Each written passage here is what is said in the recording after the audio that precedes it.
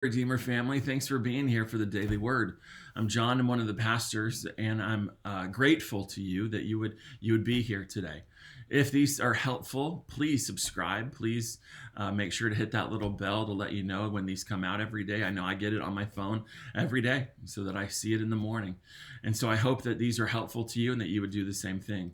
We're in Mark chapter 3 today, and what I said yesterday is that this is in a section in chapters 2 and 3 where I think Mark is trying to get across the idea that people just don't understand who Jesus is. He's not fitting the paradigm that they had for a Messiah or a prophet or really anything. He's destroying all of those paradigms.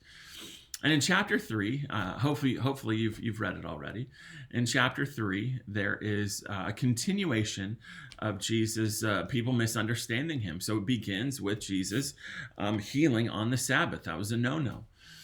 And so we might wonder, okay, why and all of that. But Mark's point is that he's not doing the things that the people in the religious establishment would expect him to do. And it was so unnerving to them, if you look again at chapter 3, verse 6, that they wanted him dead. So as I said yesterday, the dark cloud that culminates in the death of Jesus at the end of Mark, that dark cloud is beginning to form in chapter 3, verse 6. The misunderstanding of Jesus is going to lead to them murdering Jesus. There's this interlude of misunderstanding where Jesus gets away from the religious leaders, and it describes him doing ministry and healing people and releasing them from demonic possession. And then he chooses the 12, and I'm going to come back to that in a minute. But then it jumps right back into misunderstanding. His family doesn't understand him. Look at verse 21. His own people, his own kinsmen, his family heard about him, all the crowds. They went out to take custody of him, for they were saying he has lost his senses. So his family doesn't even understand him. They doesn't even understand what's going on with him. They think he's crazy. They think he's a lunatic. And then you get to the Pharisees, which believe that he's freeing demons, people from demons, because he's demon possessed, which makes absolutely no sense. Jesus says that's completely illogical. But here they think he's a liar. He's presenting himself as a follower of God, as some kind of prophet or even the Son of God. But he must be lying about that. So we've got lunatic and we've got liar. And then you have the whole passage that this whole book has been screaming out that he is actually the Lord. And so again, for those of you watching, Lord means one who's in charge. He's the master. He's the king.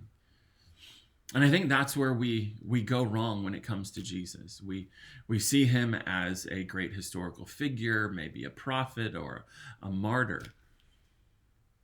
But all of that is worthless because that is not ultimately who he is. Jesus is Lord. He's in charge. He's the king of the universe, which means that whether you recognize it or not, he has authority over you, over everything about you. And so the question is, how are you treating him? Are you treating him as if he's a lunatic? He was crazy. That stuff that he said, he must have lost his mind. He must have, had a couple bad years. Is he a liar? When he says that he's the Son of God, he's either right or he's wrong, and he either knows he's wrong, which means he's lying, or he doesn't know he's wrong and he's crazy. Or he is the Son of God.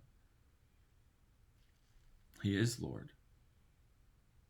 One other thing I want you to notice is the disciples here. You see there in verse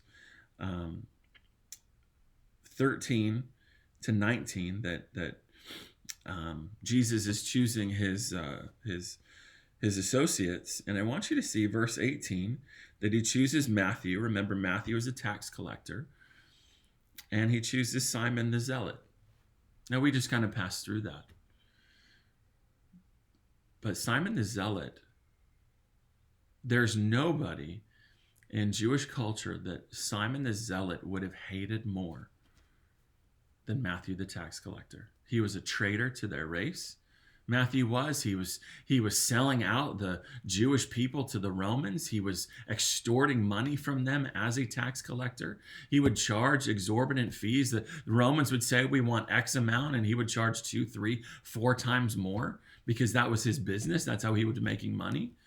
And so here you have Matthew on the one hand, a sellout to the Roman Empire, a traitor to his race.